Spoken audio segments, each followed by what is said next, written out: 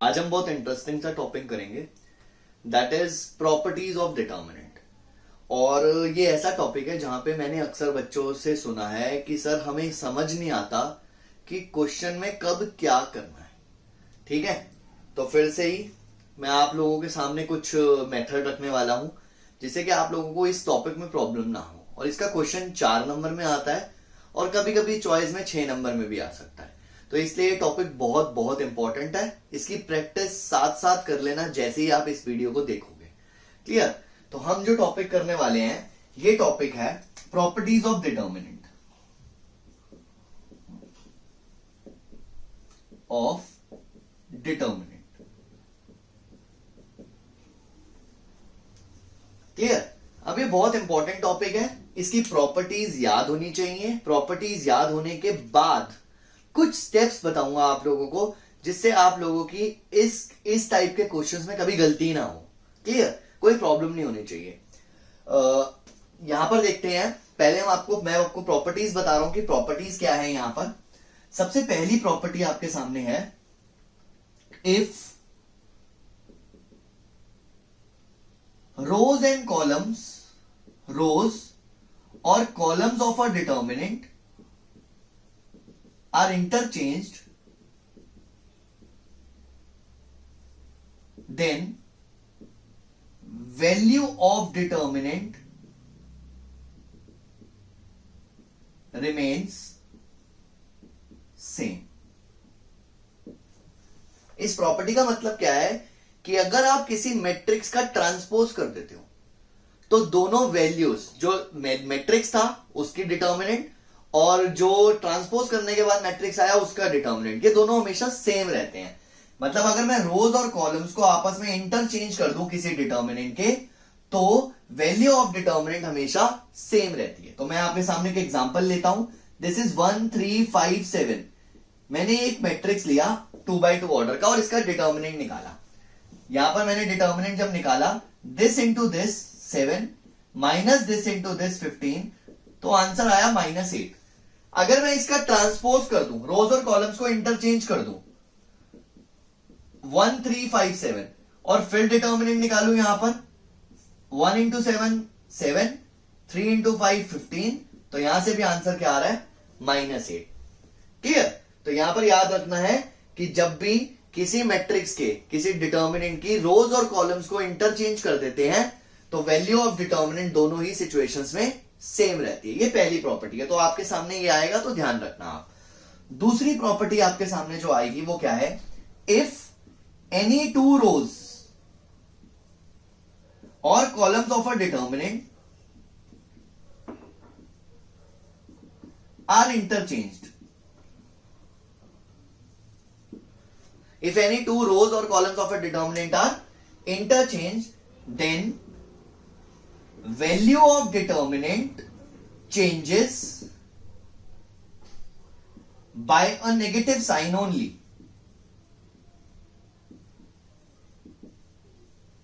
That means अगर आपके पास कोई डिटर्मिनेंट है 1 3 5 7,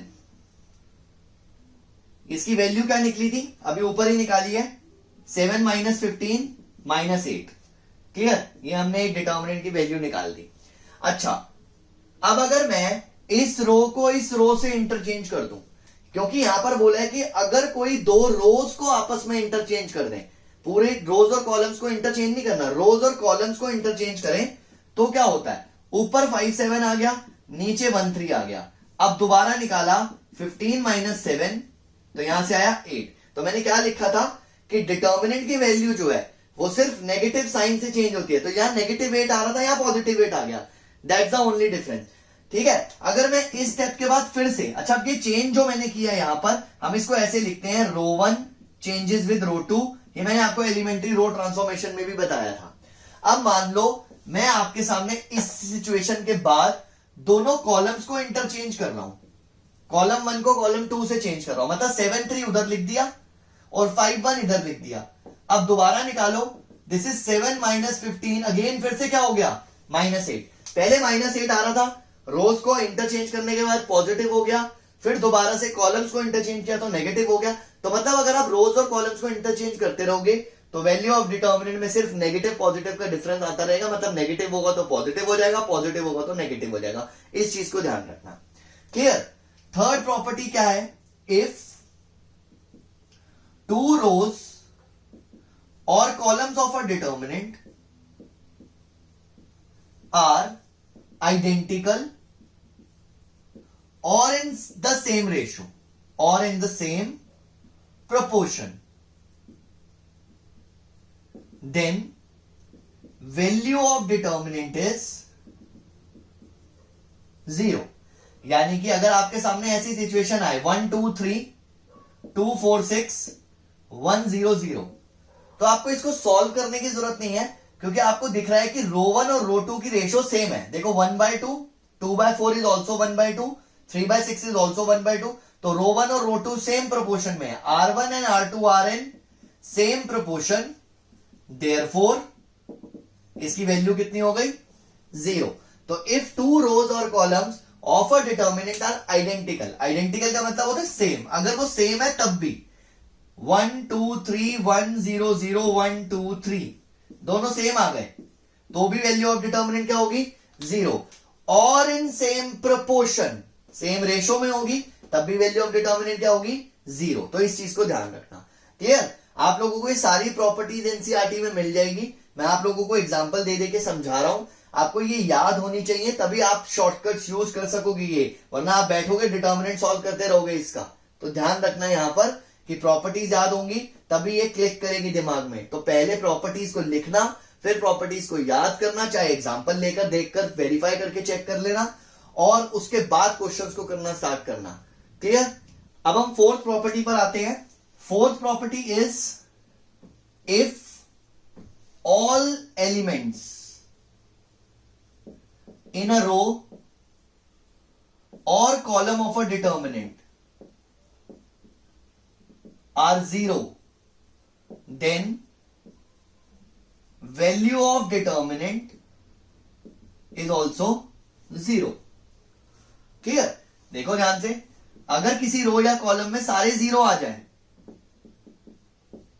तो वैल्यू ऑफ डिटर्मिनेंट को 0 लिख देना, दैट्स इट, और कुछ नहीं है, सीधा। तो अगर आपको कभी डिटर्मिनेंट को 0 प्रूव करना है तो आपको बस यही ध्यान रखना है कि किसी रो या कॉलम में सारे 0 बन जाए, या कोई दो रो या कॉलम सेम रेशो में आ जाए, या कोई दो रो या कॉलम आइडेंटिकल हो जाए, क्योंकि उन्हीं से 0 प्रूव हो रहा था। तो ये प्रॉपर्टी इसका ऐसे यूज होता है। ठीक है। फिफ्थ नंबर पे हमारे पास जो प्रॉपर्टी है वो क्या है, if any row or column of a determinant is multiplied by a constant, then value of determinant becomes constant या scalar times.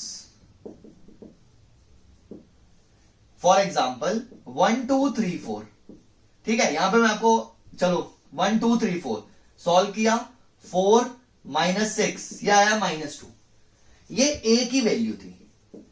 अब आपने क्या किया, R1 approaches twice of R1, मतलब आपने फर्स्ट रो को 2 से मल्टीप्लाई कर दिया।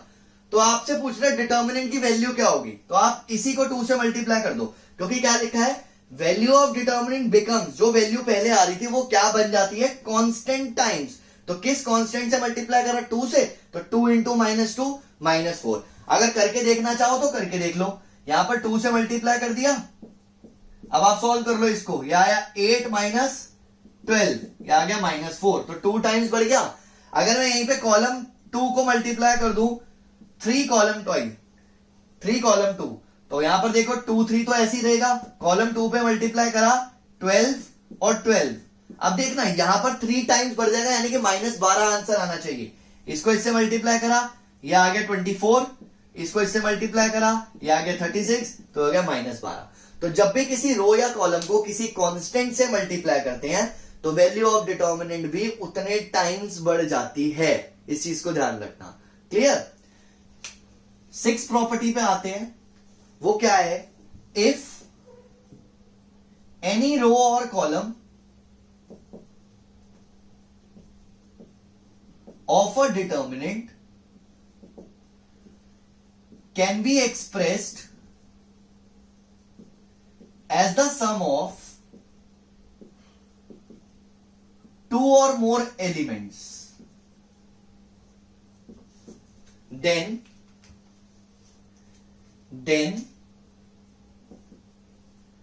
determinant can be expressed as the sum of two or more determinants. अब इसको पढ़ के थोड़ा सा कॉम्प्लिकेटेड हो रहा है, तो मैं एक एग्जांपल लेता हूं. मैंने यहां पर लिखा a plus B, B plus C, C plus A, 1 2 3 4 5 6. मैंने ऐसी एक एग्जांपल ले लिया. ठीक है, अब समझना मैं क्या बोलना चाह रहा हूं कि if any row or column, यहां पे ये कॉलम जो है वो एक्सप्रेस हुआ हो सकता है अगर दो या दो से ज्यादा एलिमेंट्स, ये देखो ये a प्लस बी, दो एलिमेंट्स को ऐड करके एक्सप्रेस किया हुआ है. तो अगर ये एक्सप्रेस हो सकता है दो या दो से ज्यादा एलिमेंट्स के सम की फॉर्म में कोई रो या कॉलम, तो हम उस डिटर्मिनेंट को, मतलब इस डिटर्मिनेंट को दो या दो से ज्यादा डिटर्मिनेंट में भी एक्सप्रेस कर सकते हैं लाइक दिस. फर्स्ट वाले जो हमारा कॉलम था उसको हमने अलग अलग कर दिया, ए बी सी 1 2 3 4 5 6, और ऐड करा बी सी ए 1 2 3 4 5 6. इस चीज को ध्यान रखना जो मैं बोल रहा हूं. यहां पर हमने क्या करा, a plus B plus C plus A. हमारे सामने अगर ऐसी सिचुएशन आती है कि किसी रो या कॉलम में इस तरह से सम दिया हुआ है, तो हम उसको दो डिटर्मिनेंट्स में ब्रेक कर सकते हैं. हमारे पास जो बाकी रोज या कॉलम्स होंगे वो उन पे कोई इफेक्ट नहीं पड़ेगा, वो अनअफेक्टेड रहेंगे. इस चीज को ध्यान रखना. तो जो कॉलम सम की फॉर्म में दिया हुआ है हम सिर्फ उसी को अलग अलग करेंगे, दो डिटर्मिनेंट बना दिए. मान लो यहां पे तीन दिए होते, P plus Q plus R, A plus B plus C, C plus A plus B, और यहां दिया होता P Q R A B C, ऐसे कुछ दिया होता. तो आप इसको दो या दो से ज्यादा डिटर्मिनेंट में ब्रेक कर सकते हैं. तो आप इसको करेंगे, सबसे पहले अलग अलग करेंगे. देखो P A C, P Q R A B C plus, अब ये ऐसे बचेगा Q plus R, B plus C, A plus B, P Q R A B C. तो हमने क्या किया, इसको एक एलिमेंट मान लिया और इसको एक एलिमेंट मान लिया, और हमने क्या कर दिया, दो डिटर्मिनेंट में ब्रेक कर दिया. इसका तो चलो ठीक है, यहां पर फिर से वही सिचुएशन आ रही है, तो मतलब दो और अलग डिटर्मिनेंट बन सकते हैं. तो P A C, P Q R A B C एक डिटर्मिनेंट जो एज इट इज आया, इसको ब्रेक करा Q B A, P Q R A B C, और एक हमारा डिटर्मिनेंट आया R C B, P Q R and A B C. तो जब भी कोई रो या कॉलम अगर एक्सप्रेस हो सकती है सम of two or more elements, then determinant can also be expressed as a sum of two or more determinants. अब हमारे पास लास्ट जो सेवेंथ प्रॉपर्टी है वो क्या है कि अगर किसी डिटर्मिनेंट के डायगोनल के नीचे या ऊपर वाले एलिमेंट जीरो हो, जो लीडिंग डायगोनल था हमारे पास वो ये रहा, यानी कि ये एक अपर ट्रायंगुलर मैट्रिक्स बन रहा है. तो अपर ट्रायंगुलर मैट्रिक्स या अपर लोअर ट्रायंगुलर मैट्रिक्स की के डिटर्मिनेंट की वैल्यू निकालने के लिए आपको कुछ नहीं करना, आपको सिर्फ और सिर्फ डायगोनल एलिमेंट्स को मल्टीप्लाई करना है. तो इसका आंसर देखो ओरली आ जाएगा, 3 4 12, 12 5 60. तो आपको डिटर्मिनेंट कैलकुलेट करने की जरूरत नहीं है, जो मैंने फर्स्ट एक्सरसाइज में सिखाया था. अगर ये ऐसे होता 3 0 0 2 4 0 0 3 5, अभी भी देख लो डायगोनल के ऊपर वाले एलिमेंट जीरो है, यानी कि लोअर ट्रायंगुलर मैट्रिक्स बन रहा है यहां पर, तब भी इसकी वैल्यू वैसे ही निकलेगी, this into this into this, 3 into 4 into 5 which is 60. तो इस चीज का ध्यान रखना आप. तो ये प्रॉपर्टी क्या है कि अगर किसी डायगोनल, जो लीडिंग डायगोनल है किसी डिटर्मिनेंट में, लीडिंग डायगोनल के ऊपर या नीचे वाले या बोथ एलिमेंट जीरो होते हैं, यानी कि अपर ट्रायंगुलर, लोअर ट्रायंगुलर या स्केलर मैट्रिक्स होता है, तो उस पर्टिकुलर सिचुएशन में हम डिटर्मिनेंट निकालने के लिए सिर्फ डायगोनल एलिमेंट्स को मल्टीप्लाई कर देंगे. ये भी बहुत काम आएगा, ध्यान रखना. और कम से कम आपका अगर कोई क्वेश्चन आता है उसके अंदर 1 से 1.5 मिनट का टाइम बचा सकता है ये प्रॉपर्टी। ये ध्यान रखना, इस वाली प्रॉपर्टी का बहुत इंपॉर्टेंस है। ये प्रॉपर्टी जब बच्चा सॉल्व कर रहा होता है, जिसको ये प्रॉपर्टी नहीं पता होती या उसने नहीं पढ़ी होती या उसके दिमाग में नहीं आ रही होती, अगर वो किसी क्वेश्चन को कर रहा है तो उसको 40 से 80 सेकंड के बीच में जो है वो टाइम लग सकता है एक्स्ट्रा उस पर्टिकुलर क्वेश्चन को करने के लिए। लेकिन अगर ये प्रॉपर्टी सॉल्व है तो आपका ये टाइम बचता है। तो इस चीज को ध्यान रखना कि अगर हम टाइम बचा के चलेंगे तो हमारा पेपर भी टाइम पर होगा, हमें दोबारा से रिवीजन करने का टाइम मिलेगा, बहुत सारे बेनिफिट्स होंगे और मैथ्स जैसे सब्जेक्ट में ये बहुत इंपॉर्टेंट है, बहुत जरूरी है। क्लियर? अब हम कुछ क्वेश्चंस करेंगे, लेकिन क्वेश्चन करने से पहले मैंने आपको क्या बोला था कि बच्चों की प्रॉब्लम होती है यहां पर कि सर हमें समझ नहीं आ रहा किस स्टेप पर क्या करना है, या आधे आधे क्वेश्चन सॉल्व हो रहे हैं, अब आगे नहीं पता चल रहा है क्या करना है। तो हम क्या करते हैं, क्वेश्चन को सॉल्व करने के लिए मैं कुछ स्टेप्स बता रहा हूं आपको इन्हीं स्टेप्स को फॉलो करना है। और मैं आपके सामने आज 4.2 एक्सरसाइज के मैक्सिमम क्वेश्चन सॉल्व करने वाला हूं। तो जब मैं आपके सामने वो क्वेश्चन सॉल्व करूंगा तो आपके सामने जो स्टेप्स लिखे हुए हैं यहां पर मैंने, उन्हीं स्टेप्स को यूज करते हुए चलेंगे। ठीक है, देखते हैं सबसे पहला स्टेप क्या होगा। सबसे पहला स्टेप होगा कॉमन, यानी कि आप लोगों को देखना है कि किसी रो या कॉलम में कुछ भी कॉमन आ रहा है तो पहले उसको निकालो। कॉमन नहीं आ रहा तो अगले स्टेप पे जाएंगे, लेकिन सबसे पहले कॉमन के बारे में सोचना है। दूसरा स्टेप होगा प्रॉपर्टी। जो मैंने अभी 7 प्रॉपर्टीज आपको बताई हैं, वो प्रॉपर्टीज आप यहां पर यूज करने की कोशिश करेंगे कि कहीं कोई प्रॉपर्टी तो नहीं लग रही। ठीक है, तीसरा स्टेप आपको क्वेश्चन में ऐसे दिखेगा, या तो किसी रो में 1 1 1 होगा या किसी कॉलम में 1 1 1 होगा, इस तरह से। क्लियर?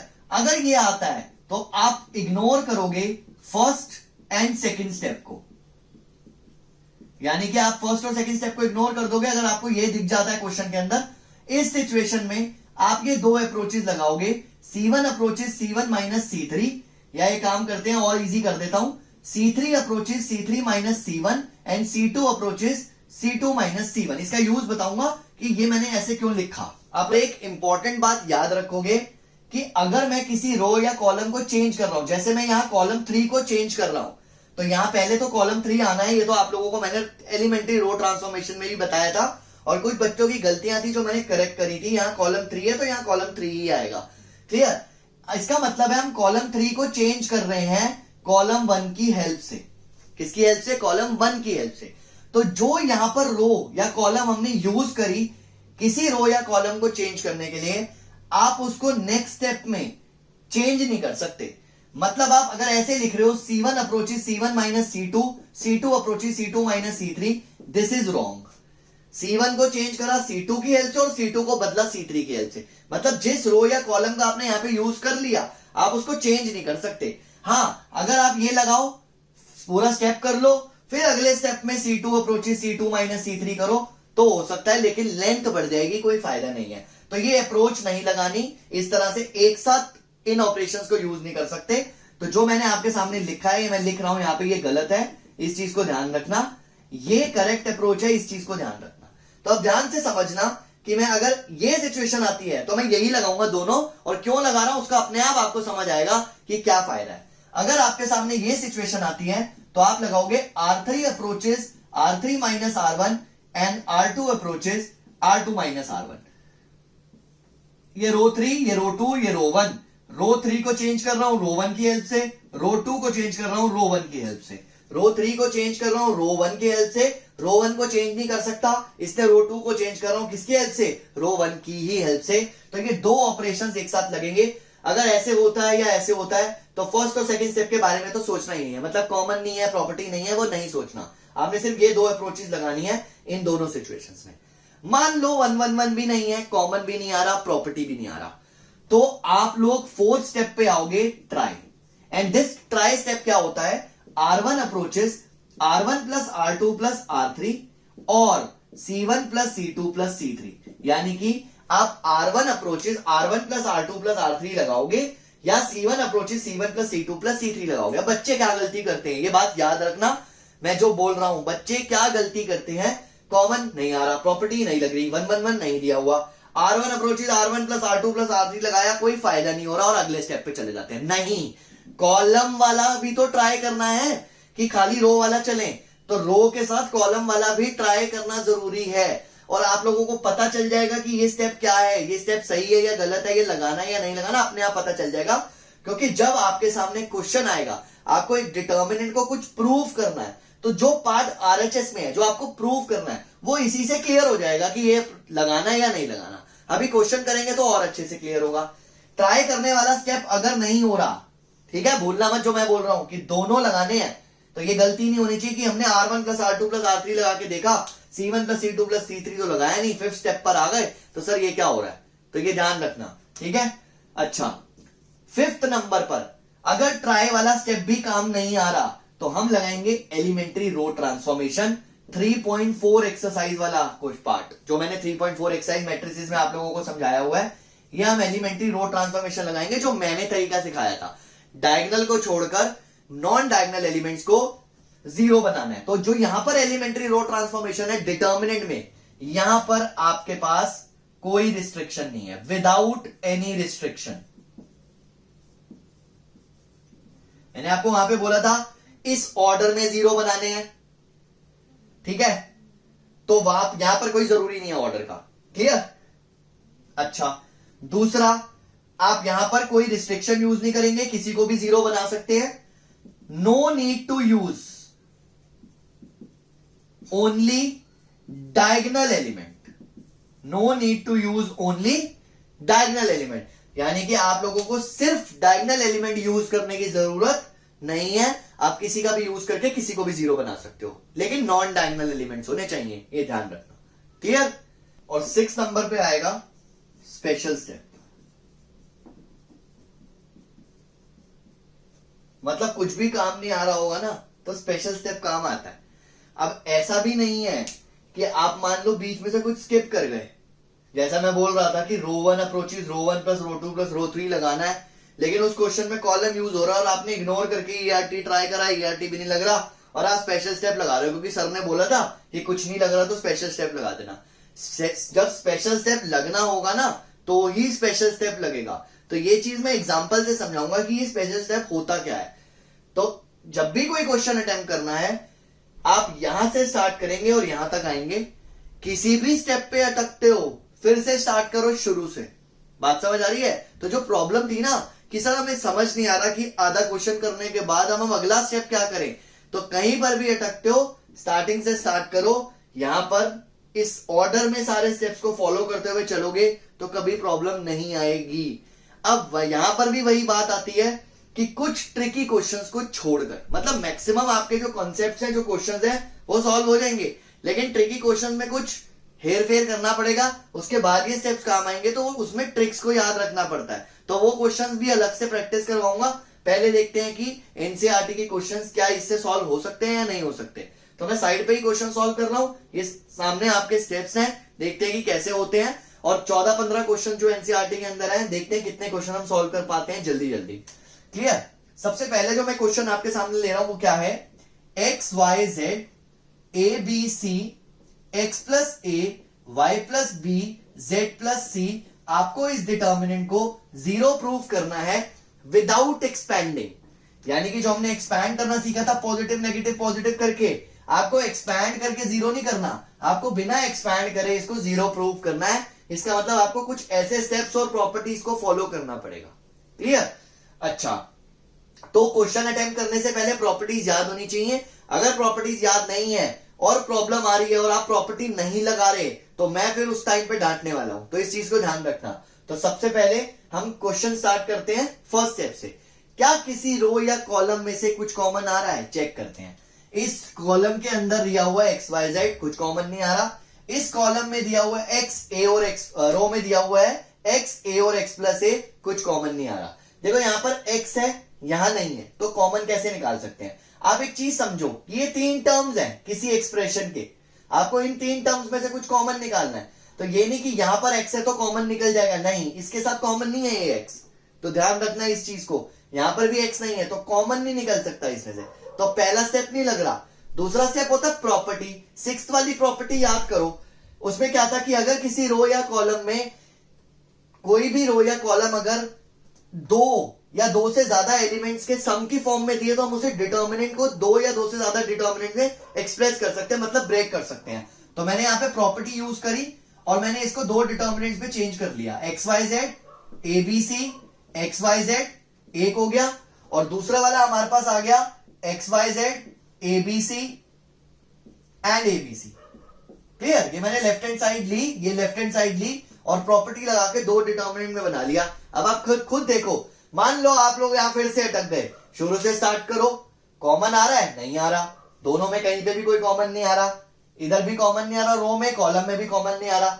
दूसरा स्टेप क्या था? प्रॉपर्टी याद होना जरूरी है।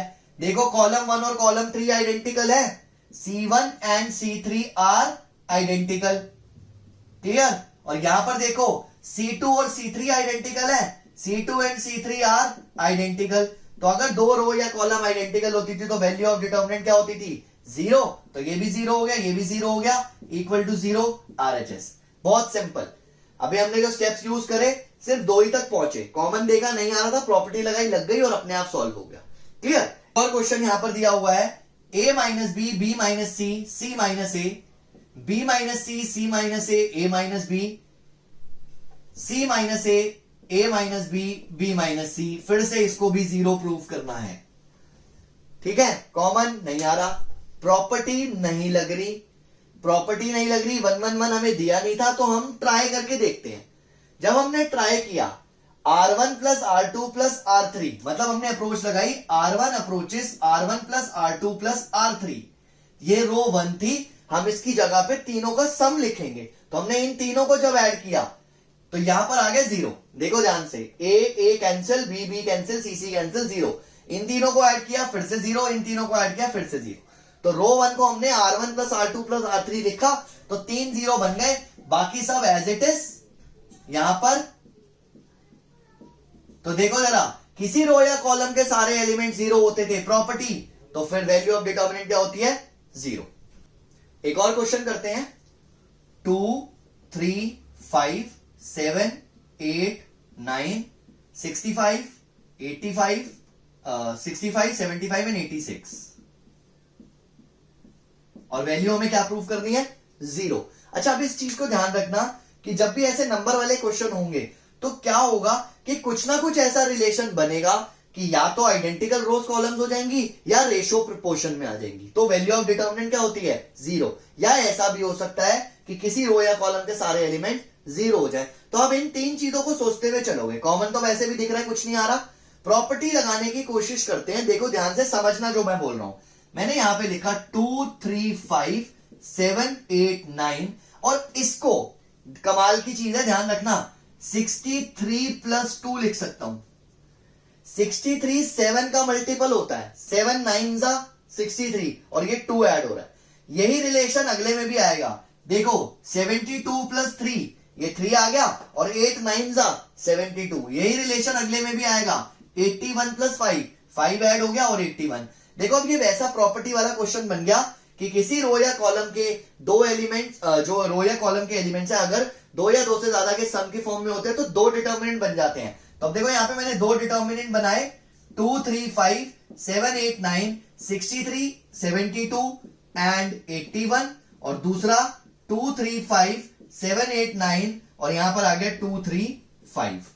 क्लियर? अब समझना बात को, यहां पर देखो दोनों की रेशो सेम हो गई, 7 9 जा 8 9 जा 9 9 जा, तो ये वैल्यू ऑफ डिटर्मिनेंट क्या हो गई? 0। प्रॉपर्टी यूज हुई यहां पर भी, ठीक है, और यहां पर भी देखो दोनों आइडेंटिकल हो गए तो 0, यहां पर भी आइडेंटिकल हो गए, प्रॉपर्टी यूज हुई, तो वैल्यू ऑफ डिटर्मिनेंट क्या आ रही है इसकी? 0। तो मुझे यहां पर क्वेश्चन जब भी आता है तो वो विदाउट एक्सपेंडिंग होता है, इस चीज को ध्यान रखना। मुझे एक्सपैंड नहीं करना डायरेक्टली कि प्लस माइनस प्लस किया और आपने एक्सपैंड करना स्टार्ट कर दिया और आंसर तो 0 आ गया, लेकिन मार्क्स भी 0 ही मिलेंगे, इस चीज को ध्यान रख लेना। ठीक, एक और क्वेश्चन करते हैं यहां पर। 1 1 1 BC CA AB, और यहां पे दिया हुआ है AB प्लस C, यहां दिया हुआ है BC प्लस A, और यहां दिया हुआ है CA प्लस B, और हमें इसको भी क्या प्रूव करना है? 0।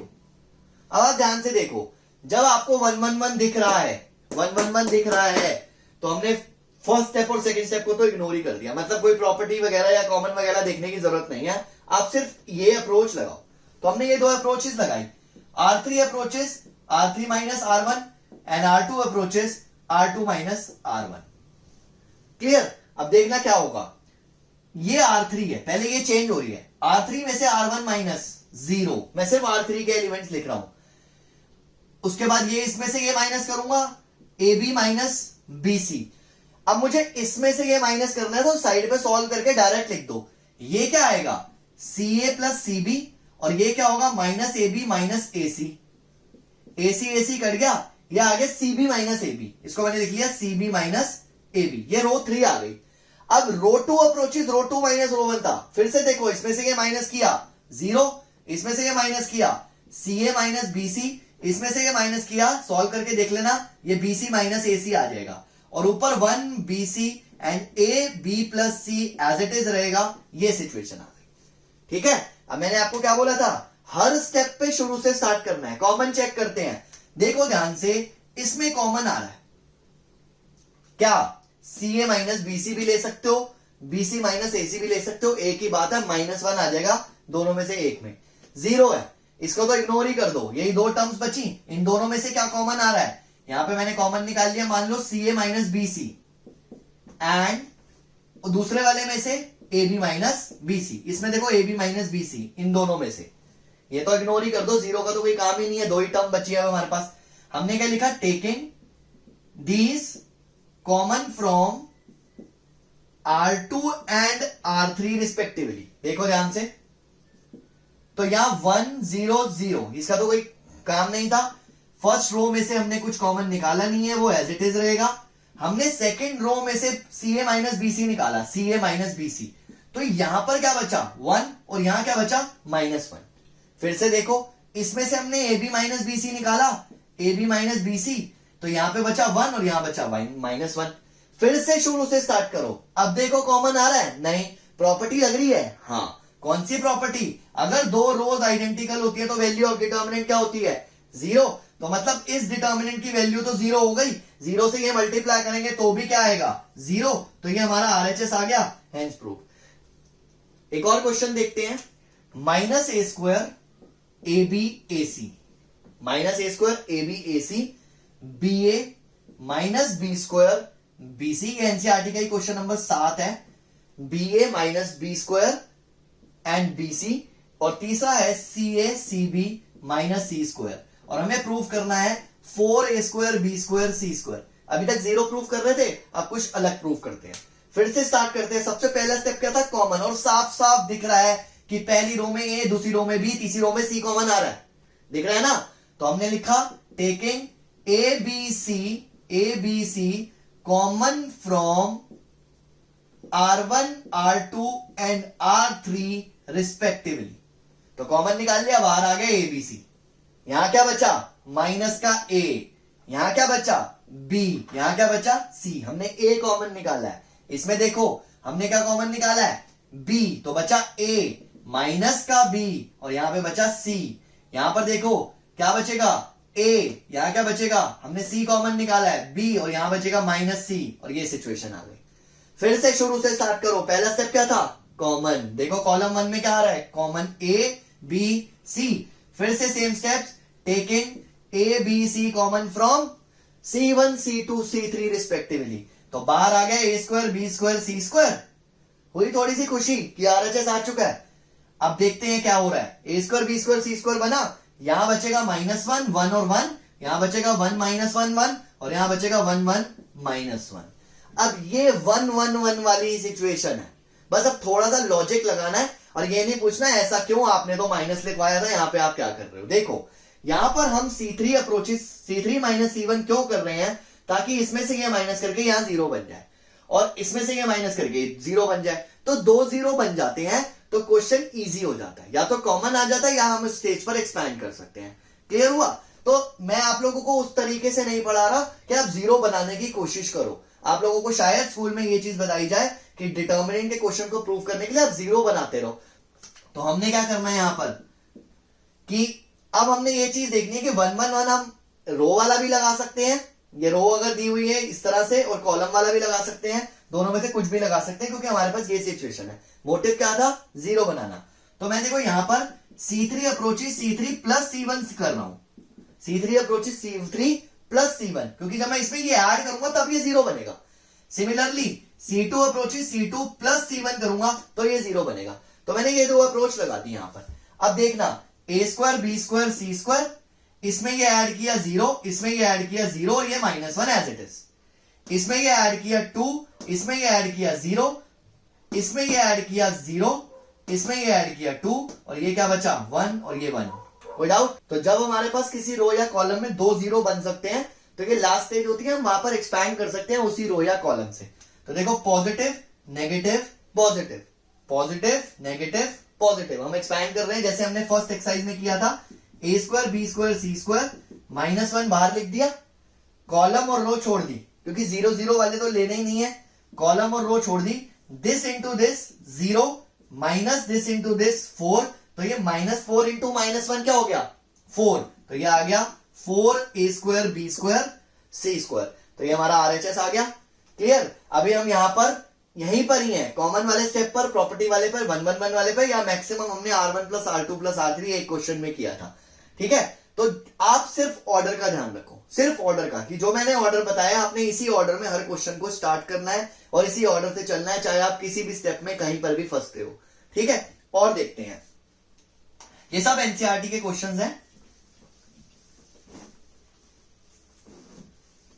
एक क्वेश्चन नंबर 8 पर आते हैं, वो क्या है हमारे पास 1 1 1 a B c a square b square c square, और हमें प्रूव करना है इसको a minus B minus c minus a. Clear? 1 1 1 दिख रहा है, पहले दो स्टेप इग्नोर, 1 1 1 1 1 1, ये दो अप्रोचेस लगनी है। R3 approaches R3 minus R1 and R2 approaches R2 minus R1। ठीक है, पहले वाली रो में कोई चेंज नहीं है क्योंकि R2 और R3 बदल रहे हैं। इसमें से ये माइनस किया 0, इसमें से माइनस किया b माइनस ए, इसमें से माइनस किया B square minus A square, इसमें से माइनस किया 0, इसमें से माइनस किया c माइनस ए, और इसमें से ये माइनस किया c square minus A square. अब आप खुद देखो ध्यान से कि कॉमन आ रहा है यहां से b माइनस ए और कॉमन आ रहा है यहां से c माइनस ए, तो हमने लिखा taking b minus A and c minus A common from c R2 and R3 respectively. Common निकाला मतलब फिर से पहले स्टेप पे आ गए, तो देखो क्या बनता है 1a स्क्वायर 0 1 b प्लस ए। अब पता है ना सबको formula b square minus A square is equal to b minus A B plus A होता है, पता है ना? तो ये फॉर्मूला याद रखना है और ये यूज हो रहा है। अगले क्वेश्चन में जो इसी का दूसरा पार्ट दिया हुआ है 8 का सेकंड पार्ट एनसीईआरटी में, वहां पे a cube minus B cube use होगा, which is a minus B A square plus A B plus B square. तो पुराने फॉर्मूले वगैरह सब याद करके चलो, 12वीं क्लास है। ठीक है, यहां पर हमने क्या किया b प्लस ए, अगला लिखा है 0, यहां लिखा है फिर से 1 और यहां से लिखा है c प्लस ए। देखो फिर से क्या सिचुएशन आ गई, किसी रो या कॉलम में 2 0 बन गए, लास्ट स्टेज हो जाती है एक्सपैंड करना है, तो इसको इस कॉलम से एक्सपैंड कर दिया, एक्सपैंडिंग अलोंग C1, कॉलम 1 से एक्सपैंड किया। फिर से वही देखो, ये पहला एलिमेंट है 1, पॉजिटिव नेगेटिव पॉजिटिव 1, इन दोनों को तो लेना ही नहीं है, 0 वाले इग्नोर करने थे, बता दिया था। तो 1, इसको और इसको छोड़ दिया, दिस इंटू दिस, यहाँ पे b minus A C minus A लिख लेना, भूल गया बातों बातों में। तो this into this c plus A minus this into this b minus A से ए कटा, क्या बचा c माइनस बी आ चुका है। बस थोड़ा सा देखो, इसको लिखा minus of a minus b, इसको लिखा minus of b minus c, common ले लेना माइनस, और इसको लिखा c minus a equal to RHS, hence proved. Speed से ही करना क्वेश्चन जैसे मैं करता हूं, ठीक है? आप लोगों को कोई प्रॉब्लम नहीं आएगी उसके अंदर, बस आप स्टेप्स को फॉलो करते चलो, कोई दिक्कत नहीं आएगी। अगले क्वेश्चन पे देखते हैं क्या है।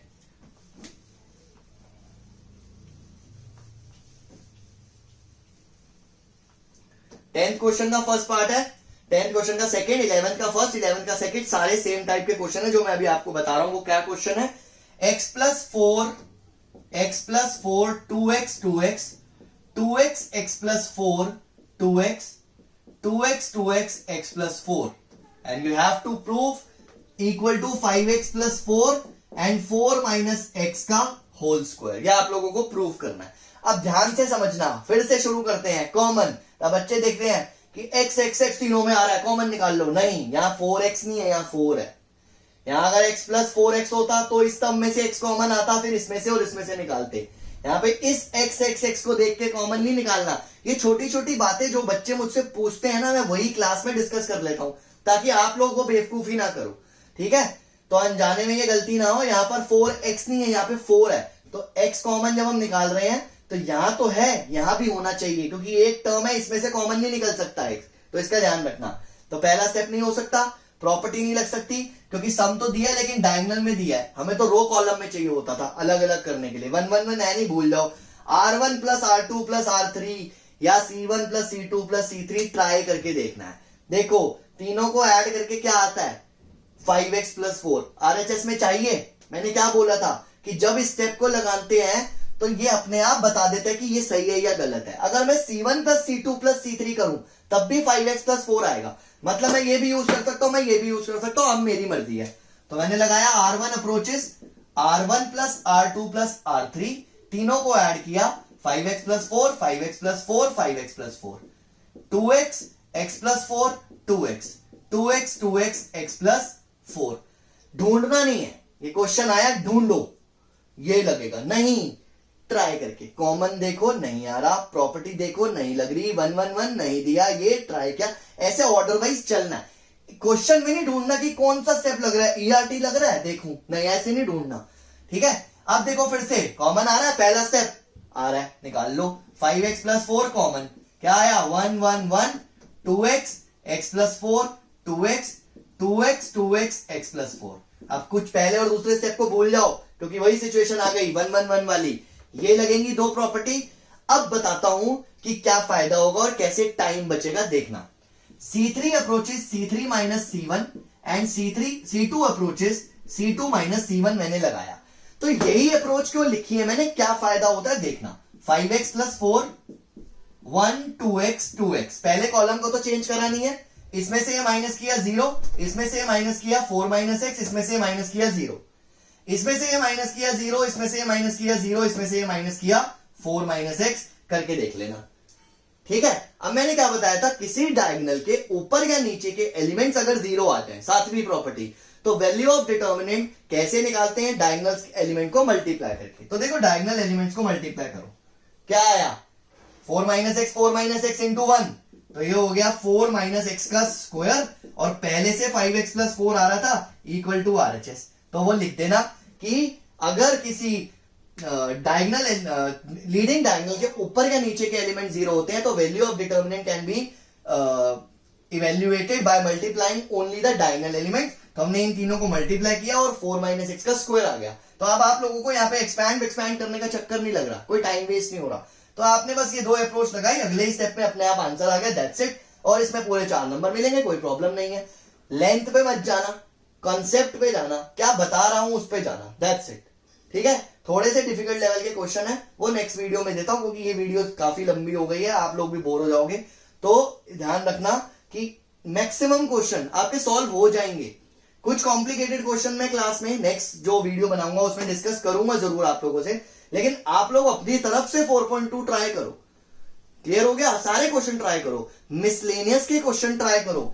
8 या 9 से क्वेश्चन स्टार्ट है, 9 से लेके 15 तक क्वेश्चन है, सारे डिटर्मिनेंट प्रूफ करने वाले क्वेश्चन है। ये क्वेश्चंस भी ट्राई करो, ये भी ट्राई करो, 4.2 के एक्सरसाइज के क्वेश्चंस भी ट्राई करो, एग्जांपल्स भी ट्राई करो। देखो जो मैंने नहीं कराया, क्या वो क्वेश्चन इन स्टेप्स का यूज करके आप लोग खुद कर पा रहे हो? अगर कर पा रहे हो तो बहुत अच्छी बात है, तो मजा आ जाएगा आप लोगों को खुद प्रैक्टिस करके कि ये टॉपिक जो सारे बच्चे कॉम्प्लिकेटेड बोलते हैं हमारे से इजीली सॉल्व हो रहे हैं और पहली बार में पहले अटेम्प्ट में सही हो रहे हैं।